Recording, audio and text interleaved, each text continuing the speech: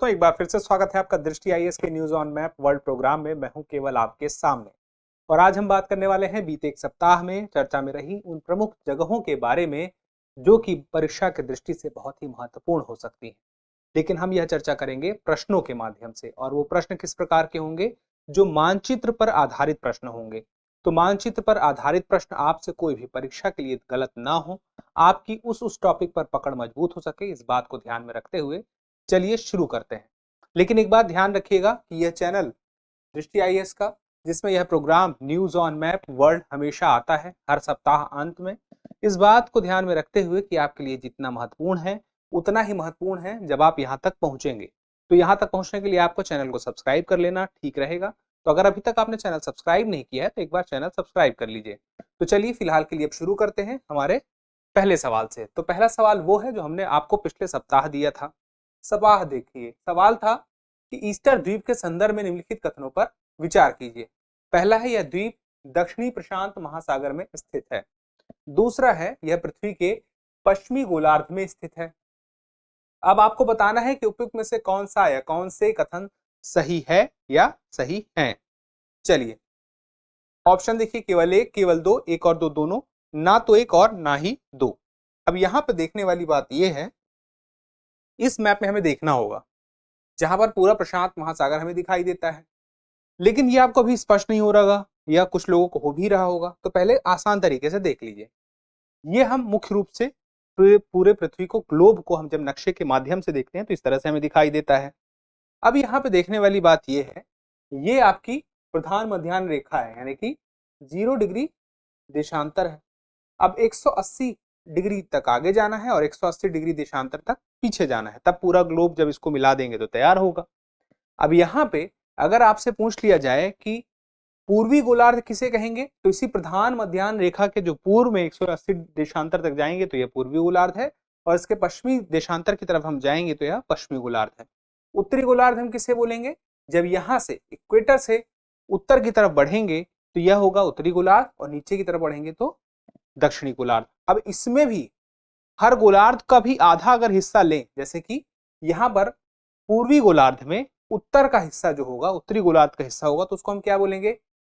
North east, उत्तर पूर्व। इसी तरह से नीचे की तरफ आए तो यह होगा दक्षिण पूर्व, साउथ ईस्ट। अब यहाँ पे उत्तरी गोलार्ध में और पश्चिम में है तो नॉर्थ वेस्ट, और उसके बाद दक्षिणी गोलार्ध में है और पश्चिम में तो साउथ वेस्ट। अब यहाँ पे देखिए, यह आपका नॉर्थ पैसिफिक ओशियन दिखाई दे रहा है, और यहाँ पे भी नॉर्थ पैसिफिक ओशियन दिखाई दे रहा है। तो दरअसल जब इस पूरे ग्लोब को हम, इस नक्शे को ग्लोब की तरह घुमा देंगे तो यह हिस्सा और वह हिस्सा आपस में मिलता हुआ दिखाई देगा। तो वह जब आपस में मिलता हुआ दिखाई देगा, उस स्थिति को समझने के लिए इस नक्शे पर हम वापस से आते हैं जो आपने पहले देखा था। तो वह कुछ इस प्रकार से होगा। ये देखिए, यहाँ पर वह बीरिंग सी है जो हमने देखा था, north Pacific ocean, north Pacific ocean. तो ये जो नॉर्थ ईस्ट में था अभी वेस्ट में दिखाई दे रहा है, और ये जो नॉर्थ वेस्ट में था ईस्ट में दिखाई दे रहा है, क्योंकि ये उसके पीछे का हिस्सा था जो हमने वहां नक्शे पर देखा था। अब पूरा प्रशांत महासागर आप देख सके इसलिए मैंने ये बात आपको स्पष्ट की थी। अब इस पूरे प्रशांत महासागर में हमें जो चीज ढूंढनी है, वह क्या ढूंढनी है? वह ये ढूंढनी है जो हमारे सवाल में था, वह क्या था? ईस्टर द्वीप। तो ईस्टर द्वीप कहाँ पे है? यहाँ पर है। प्रशांत महासागर में जिस जगह पर है वो कौन सी जगह है? South west. साउथ वेस्ट में है।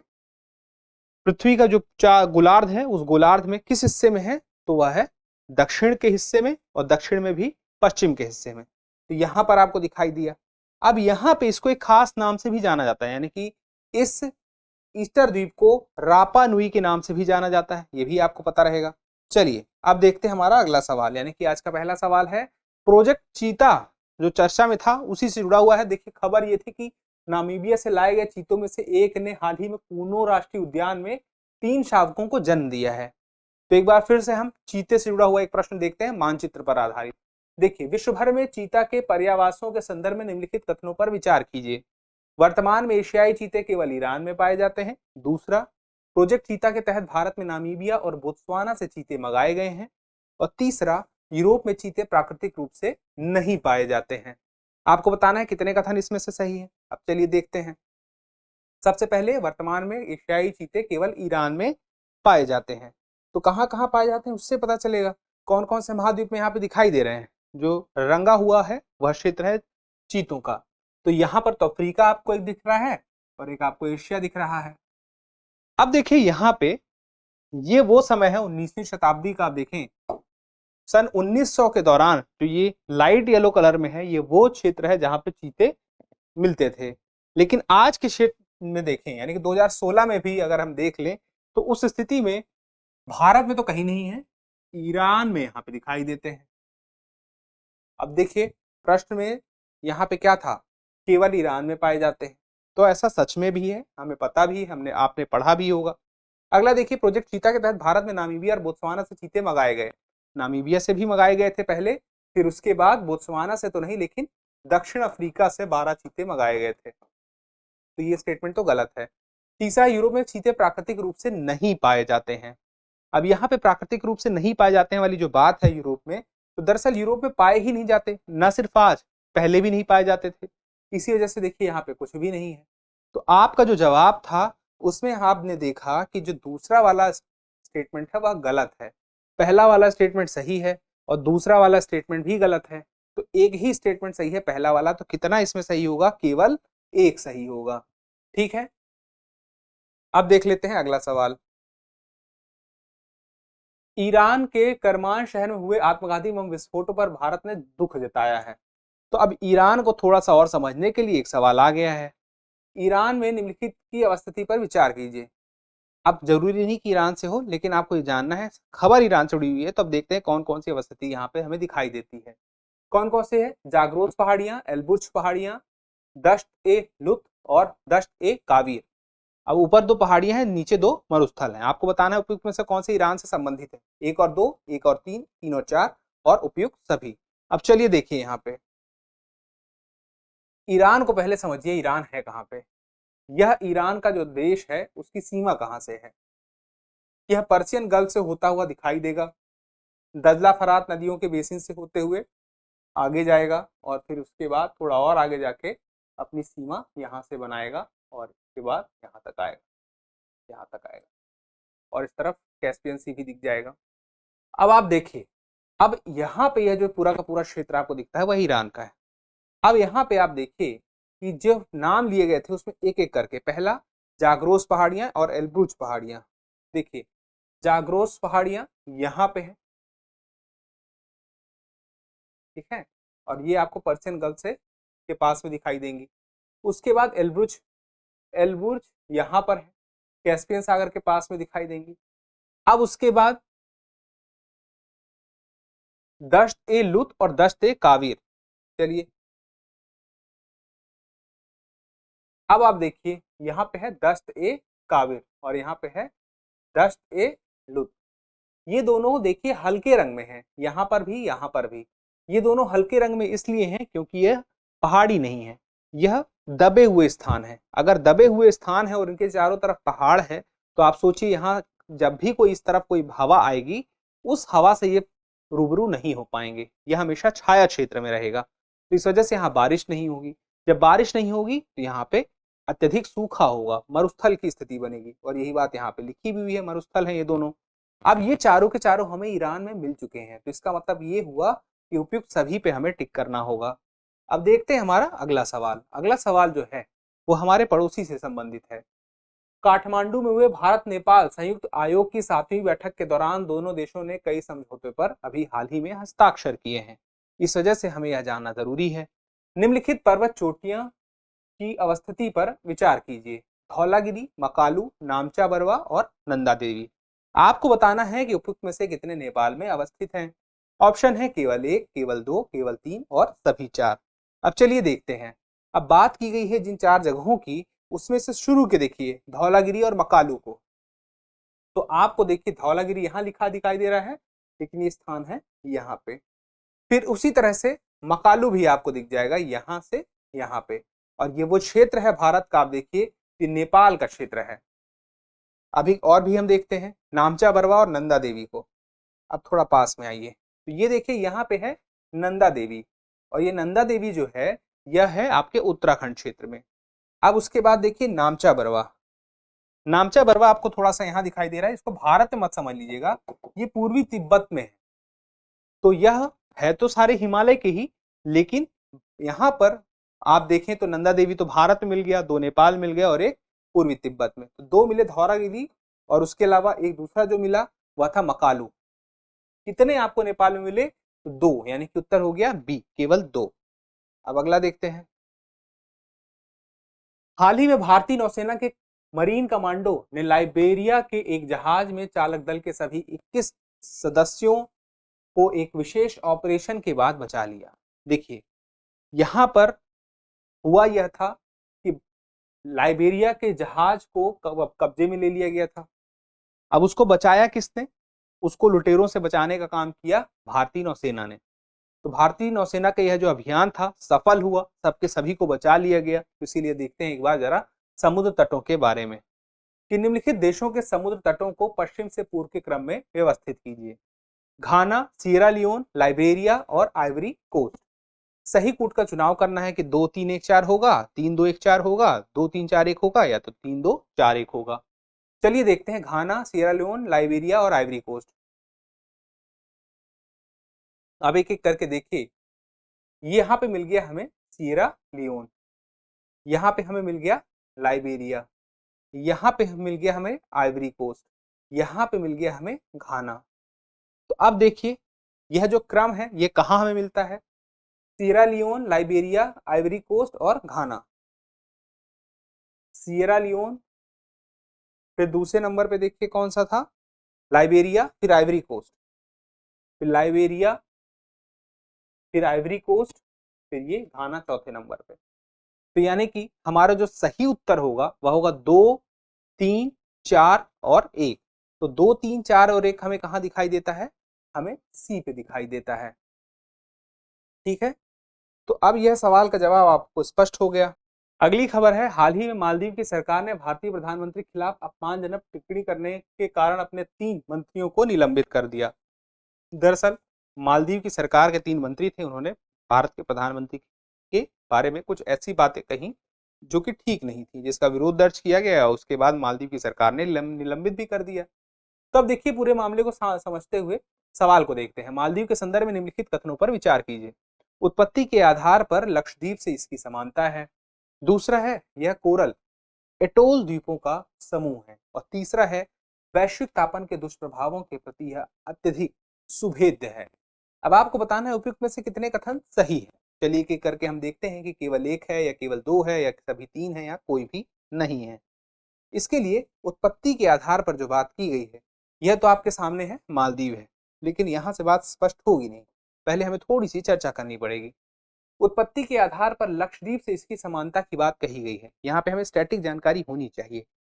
इसकी जो स्थापना है मालदीव की वह हुई है कोरल के माध्यम से, प्रवाल के माध्यम से, यानी कि ज्वालामुखी प्रक्रिया से नहीं हुई है। और लक्षद्वीप की भी जो निर्माण है वह कोरल के माध्यम से हुआ है। ये बात तो बिल्कुल सही है कि दोनों की स्थापना एक तरीके से हुई है, ज्वालामुखी प्रक्रिया से नहीं हुई है।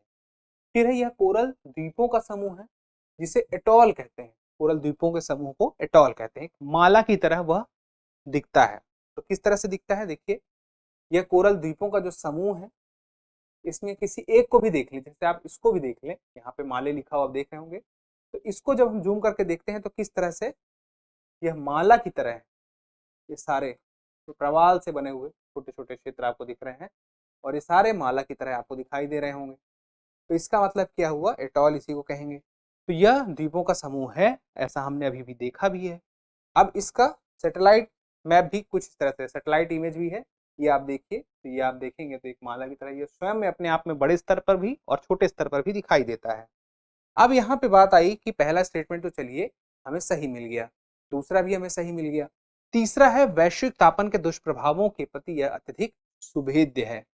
जिस प्रकार के जीव से यह बनता है कैल्शियम कार्बोनेट, तो उसमें बात यह है कि जब प्रवाल विरंजन होगा, प्रवाल विरंजन की स्थिति जब होगी तो वह दोनों ही, चाहे वह लक्षद्वीप ही क्यों ना हो चाहे वह मालदीव ही क्यों ना हो, नुकसान तो होगा ही। लेकिन दूसरी तरफ वैश्विक तापन का दुष्प्रभाव भी होगा। देखिए वैश्विक तापन की वजह से अगर जल का स्तर बढ़ता है तो जल का स्तर बढ़ने से भी समस्या है, क्योंकि लगभग आप मान के चलिए कि एग्जैक्ट नहीं, लेकिन मान लीजिए कि 1.5 मीटर के आसपास, 1.5 मीटर अप्रॉक्स के आसपास मालदीव की समुद्र तल से औसत ऊंचाई है। और जो अधिकतम ऊंचाई है वो भी 2 मीटर से ज्यादा नहीं है, 2.5 मीटर से अंदर अंदर ही है। तो औसत ऊंचाई जो है वह 1.5 मीटर के आसपास है। मतलब समुद्र तल से पानी अगर सिर्फ इतना ऊपर आ गया तो फिर उसके बाद तो यह स्थान जो है बचेगा ही नहीं।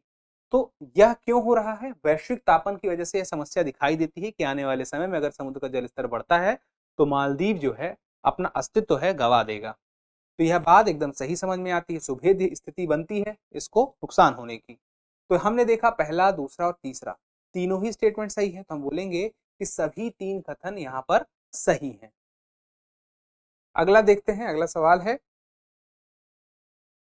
हाल ही में कैबिनेट ने संयुक्त रूप से उपग्रहों के विकास के लिए भारतीय अंतरिक्ष अनुसंधान संगठन इसरो और Mauritius research and innovation council के बीच एक समझौता ज्ञापन को मंजूरी प्रदान की है। इस वजह से यह सवाल चर्चा में है। मॉरिशस के संदर्भ में निम्नलिखित कथनों पर विचार कीजिए। यह मेडागास्कर के पूर्व में हिंद महासागर में स्थित है। दूसरी बात, यह फ्रांस के रियूनियन द्वीप की तुलना में मेडागास्कर के अधिक निकट है।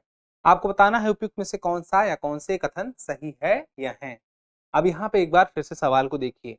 मॉरिशस के संदर्भ में आपको बताना है, तो आपको ना सिर्फ मॉरिशस के बारे में पता रहेगा, कुछ और चीजों के बारे में पता रहेगा। जैसे पहला स्टेटमेंट है यह मेडागास्कर के पूर्व में हिंद महासागर में स्थित है, तो आपको मेडागास्कर का भी पता रहना चाहिए, हिंद महासागर का भी पता रहना चाहिए। और दूसरा, यह फ्रांस के रियूनियन द्वीप की तुलना में मेडागास्कर के अधिक करीब है। जब आपको ये पता रहेगा मेडागास्कर कहाँ है, रियूनियन द्वीप कहाँ है, तब आपको सही जवाब पता चलेगा। तो चलिए देखते हैं। पहला स्टेटमेंट है मेडागास्कर के पूर्व में हिंद महासागर में स्थित है कि नहीं है। तो देखिए हिंद महासागर में ये है मेडागास्कर और ये है मॉरिशस, पूर्व में स्थित है, बिल्कुल ये पूर्व दिशा में ही है तो स्थित है।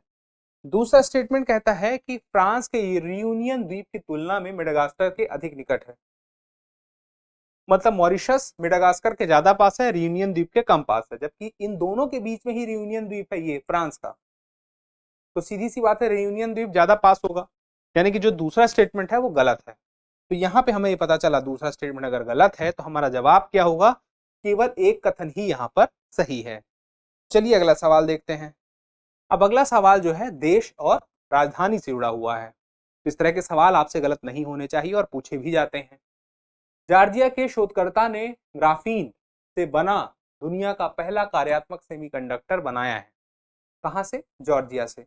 तो उसी को, जॉर्जिया और उसकी राजधानी को साथ में शामिल करते हुए कुछ और देशों की राजधानियों को हमने यहाँ पर आपके लिए रखा है। तो देखिए Armenia, Yerevan, Georgia, Tbilisi, Azerbaijan, Tabriz, Jordan, Amman. अब यहाँ पे ये नहीं कह सकते कि जॉर्जिया की राजधानी यही है। अगर पता है तो अच्छी बात है, नहीं पता तो कोई बात नहीं, लेकिन हो सकता है यह हो या ना भी हो। जब यह जोड़ी आएगी तो हमें देखना पड़ेगा, तो एक एक करके देखते हैं। चलिए अब यहाँ पे देखिए आर्मेनिया, येरेवान, फिर उसके बाद दूसरा देखिए, दूसरा है जॉर्जिया, जॉर्जिया देखिए, तिब्लिसी, उसके बाद अजरबैजान, अजरबैजान का क्या है? अजरबैजान का है बाकू, अजरबैजान का बाकू है। और यहाँ पे क्या नाम दिया हुआ है? तब्रिज, तब्रिज नहीं। तो अब यहाँ पे बात आती है, अजरबैजान जो है उसका जो बाकू राजधानी है जो बहुत ही प्रसिद्ध है, और ये कहाँ पर है? कैस्पियन सी से लगा हुआ अजरबैजान जो है, इसकी जो राजधानी है बाकू, कैस्पियन सी से लगा हुआ सबसे बड़ा शहर है। तो ये बात तय हो गई कि अजरबैजान की राजधानी बाकू है। तो हमारा यह जो है गलत हो गया युग्म। और चौथा है जॉर्डन का अम्मान है कि नहीं है, देख लीजिए। यहाँ पे आप देखेंगे तो आपको जॉर्डन नहीं दिखाएगा, जॉर्डन है यहाँ पे और इसकी राजधानी है अम्मान। ठीक है, यहाँ पे अदन की खाड़ी से लगा हुआ यह क्षेत्र है, तो अम्मान हो गया। तो अम्मान भी सही है, तो कौन सा गलत है? सिर्फ अजरबैजान वाला, इसका तब्रिज नहीं है। अब वहां पे देखिए निम्नलिखित में से कौन सा युग्म सही नहीं है, हमें यही बताना है। तो सही नहीं है, यही हमारा सही जवाब है। तो चलिए अब देखते हैं अगला सवाल। अगला सवाल है, भारत और सऊदी अरब ने वार्षिक हज यात्रा से संबंधित एक समझौते पर हस्ताक्षर किए। अब उसी से संबंधित सवाल है, नीचे मध्य पूर्व कुछ शहरों के नाम समूह में लिखे हुए हैं। इनमें से किस समूह के शहरों की अवस्थिति लगभग संरेखीय है, मतलब एक ही रेखा में दिखाई देती है लगभग? Mecca Medina Riyadh, Muscat Dubai Riyadh, Doha Mecca Jerusalem और मक्का रियाद और दम्मान। चलिए एक बार फिर से देख लेते हैं। अब यहाँ पे एक एक करके देखते हैं शुरू से। सबसे पहला मक्का मदीना रियाद। अब देखिए यहाँ पर है मक्का, यहाँ पर है मदीना, और उसके बाद आप देखेंगे यहाँ पर है आपको रियाद। ये एक तरह से देखा जाए तो समकोण त्रिभुज बना रहा है, तो ये तो नहीं है। अब अगला देखते हैं मस्कट दुबई रियाद। अब ये सारे पता होने चाहिए कि मस्कट कहाँ है, दुबई कहाँ है, रियाद कहाँ है। तो अब आप देखिए यहाँ पे मस्कट है, यहाँ पे रियाद है और यहाँ पे दुबई है। अब इसको देखिए तो यह एक बार हल्का सा ऊपर गया, फिर ये हल्का सा नीचे आया, तो ये भी संरेखी नहीं है। तो चलिए ये भी नहीं है हमारा उत्तर। अब अगला देखिए दोहा मक्का और यरूशलेम। अब चलिए यरूशलेम कहाँ पे है, यरूशलेम यहाँ पर है, मक्का यहाँ पर है और दोहा यहाँ पर है। अब इसको खुद देखिए क्या ये कभी संरेखी हो सकता है? ये भी समकोण त्रिभुज जैसा कुछ बना रहा है, ये भी नहीं है। अब चलिए आखिरी ऑप्शन बचा है, यही सही होगा लेकिन फिर भी हमें चेक तो करना पड़ेगा, मक्का रियाद और दम्माम। अब देखिए यहाँ पे है मक्का, फिर ये आगे बढ़े यहाँ पे रियाद, फिर इसी से आगे और बढ़े तो यहाँ पे है दम्माम, और ये संरेखी है और ये तीनों के तीनों क्षेत्र कहाँ पे हैं? सऊदी अरेबिया में है, सऊदी अरब में है। तो इसका मतलब क्या हुआ कि डी हमारा सही उत्तर है। कोई कंफ्यूजन वाली बात नहीं रही। अब चलिए देखते हैं हमारा अगला सवाल। इस अगले सवाल का संबंध ईयू से अप्रत्यक्ष रूप से जुड़ा हुआ है। कैसे? चलिए देखते हैं। हाल ही में ग्लोबल ट्रेड रिसर्च इनिशिएटिव जीटीआरआई के द्वारा प्रकाशित एक रिपोर्ट के अनुसार भारत को यूरोपीय फ्री ट्रेड एसोसिएशन ईएफटीए, इसके बारे में ध्यान रखिएगा, यूरोपीय फ्री ट्रेड एसोसिएशन के देशों के साथ मुक्त व्यापार करने यानी कि फ्री ट्रेड एग्रीमेंट के अंतिम दौर में कई चुनौतियों का सामना करना पड़ रहा है। अब ये क्या है चुनौतियां? फ्री ट्रेड एग्रीमेंट का मुख्य जो लक्ष्य है वो यही है कि जब यह संबंध होता है किसी देश के साथ में तो एक दूसरे के साथ व्यापार करना आसान से आसान हो जा सकता है, क्योंकि कुछ शुल्क जो है, कुछ कर जो है माफ हो जाते हैं। अब यहाँ पे देखिए निम्नलिखित में से कितने यूरोपीय फ्री ट्रेड एसोसिएशन के सदस्य देश हैं? 4 नाम दिए हैं, इन 4 में से कितने हैं चलिए एक बार के लिए देख लेते हैं। आइसलैंड, लिंकेस्टीन, नॉर्वे और स्विट्जरलैंड। अब यहाँ पे देखिए एक बार के लिए सही कूट का चुनाव करना है, केवल एक देश, केवल 2 देश, केवल 3 देश या सभी 4 देश। अब देखिए यूरोपियन फ्री ट्रेड एसोसिएशन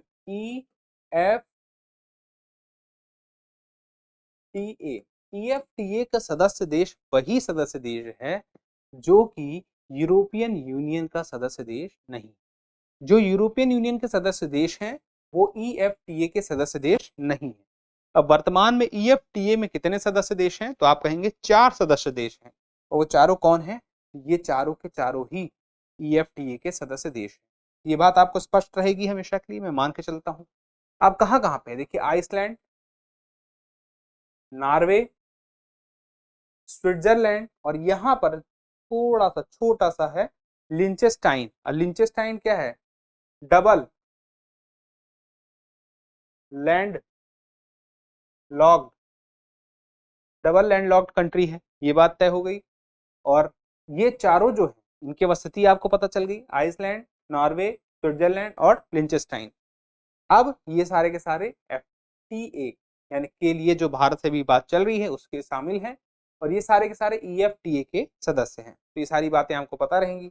अब चलिए देखते हैं हमारा अगला सवाल। अगले सवाल से पहले उसी नक्शे को और ध्यान से, यहाँ पे जितने सारे हरे कलर से देश दिख रहे हैं ये सारे यूरोपियन यूनियन के सदस्य देश हैं, लेकिन यहाँ पे वो देश नहीं है जो आप यहाँ पे देखते हैं। तो देखिए यहाँ पे नॉर्वे, आइसलैंड, स्विट्जरलैंड आपको नहीं दिखाई देगा साफ साफ।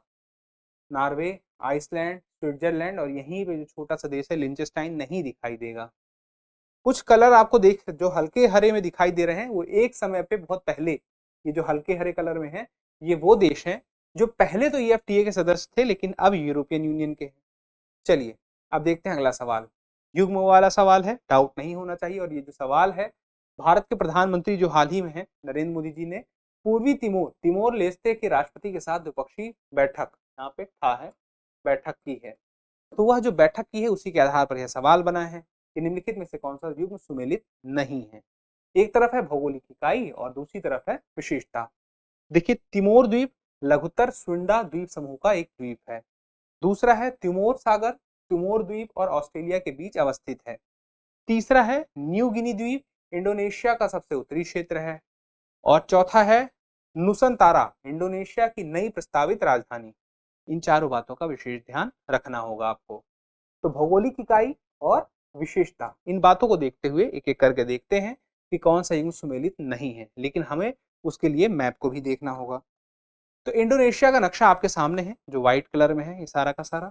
अब यहाँ पे इंडोनेशिया के नक्शे में जानने के पहले कुछ चीजों का हमें जानना जरूरी है, इन जगहों के बारे में समझने के पहले।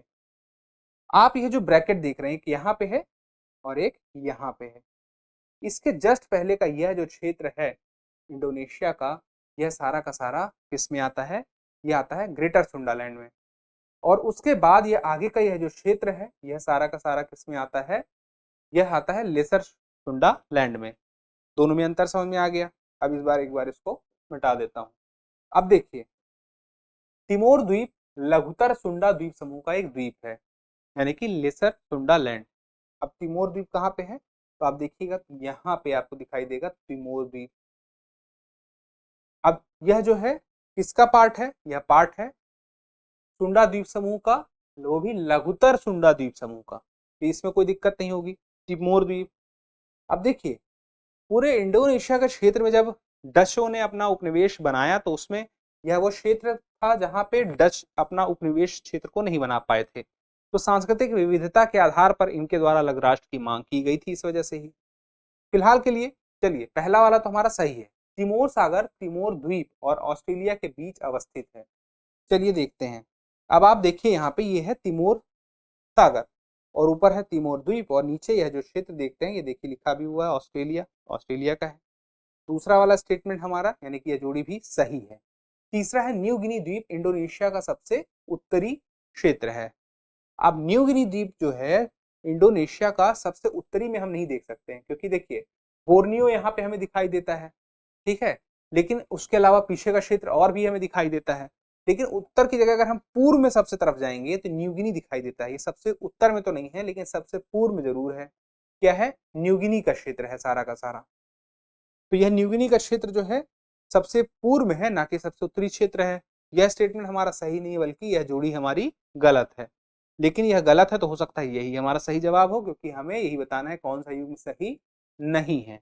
अब अगला देखिए, नुसंतारा इंडोनेशिया की नई प्रस्तावित राजधानी है। कहाँ पे है नुसंतारा? ये देखिए ग्रेटर सुंडालैंड का ही पार्ट है नुसंतारा। यहाँ पर राजधानी उसकी प्रस्तावित है। अभी उसकी राजधानी कहाँ पे है? यहाँ पे है। क्या राजधानी है? एक बार कमेंट करके बताइएगा इंडोनेशिया की। तो मुझे उम्मीद है कि आपको जवाब तो मिल गया है सारा। एक हम देख लेते हैं वो सवाल जो 2017 के सेट ए में पूछा गया था और मानचित्र पर आधारित प्रश्न था, इसलिए इसको यहाँ पे हमने शामिल किया है। भूमध्य सागर निम्नलिखित में से किन देशों की सीमा है? अब देखना है जॉर्डन, इराक, लेबनान और सीरिया, किनकी सीमा भूमध्य सागर से लगती है, हमें कुल मिला के ये बताना है। चलिए नक्शे में देखते हैं। अब देखिए यहाँ पर है मेडिटेरियन सी। अब आपको दिख जाएगा ये लेबनान और आपको दिख जाएगा सीरिया। जॉर्डन को अगर आप देखें तो यह अदन की खाड़ी से लगा हुआ है, लेकिन यहाँ पे मेडिटेरियन सी से आपको लगा हुआ नहीं दिखाई देगा।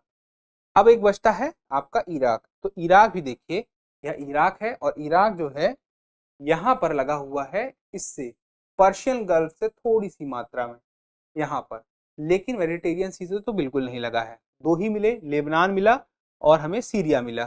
तो हमारा जो सही उत्तर है वह लेबनान और सीरिया को मिलाकर होगा, यानी कि सिर्फ दो हैं इसमें, केवल 3 और 4 जो हैं वह सही कूट है, यानी कि सही है। इनकी सीमा लगती है किससे? भूमध्य सागर से। तो इस तरह से हमारा जवाब मिल गया है। अब देख लेते हैं एक हम अभ्यास प्रश्न। अभ्यास प्रश्न हमेशा की तरह बहुत ही महत्वपूर्ण होता है। दिखने में जितना बड़ा होता है यह सॉल्व करने में उतना ही आसान होता है। सवाल देखिए, यह जलवायु प्रदेश 50 से 65 डिग्री उत्तरी अक्षांशों के बीच महाद्वीपीय क्षेत्रों में पाया जाता है। यहाँ लंबी अवधि का शीतकाल होता है तथा ग्रीष्म ऋतु में भी औसत तापमान सामान्यतः 10 डिग्री से अधिक नहीं होती। शीत ऋतु में यहाँ अत्यधिक हिमपात होता है, जिससे अनुकूलन के लिए यहाँ विशेष प्रकार के शंकुधारी वृक्षों से युक्त वनों का विकास हुआ है। यह जलवायु रूस के साइबेरिया और पूर्वी यूरोप के क्षेत्रों में पाई जाती है। आपको क्या बताना है? उपयुक्त विवरण के आधार पर निम्नलिखित में से किस जलवायु क्षेत्र के लिए सर्वाधिक उपयुक्त यह प्रतीत होता है? 4 है ब्रिटिश तुल्यकाल जलवायु, टुंड्रा जलवायु, लॉरेंशियल द्वितुल्य जलवायु और टैगा जलवायु। अगर आपको अभी भी सवाल समझ में नहीं आया तो आपको करना क्या है, एक बार इस सवाल को दोबारा से पढ़ना है और तोड़ तोड़ के पढ़ना है, तब आपको आसान लगने लगेगा। फिलहाल के लिए एक बात का ध्यान रखना है कि इस चैनल पर हम और आप हमेशा मिलते रहें। हर दिन सीमित समय के लिए हम आते हैं, तो सीमित समय में सही दिन पे हमारी मुलाकात हो सके, उसके लिए आपको करना यह है कि चैनल को सब्सक्राइब कर लेना है और अपना जवाब कमेंट करना ना भूलिएगा। तो जल्द ही मिलते हैं अगले एपिसोड में, तब तक के लिए स्वस्थ रहें, मस्त रहें और पढ़ते रहें। धन्यवाद।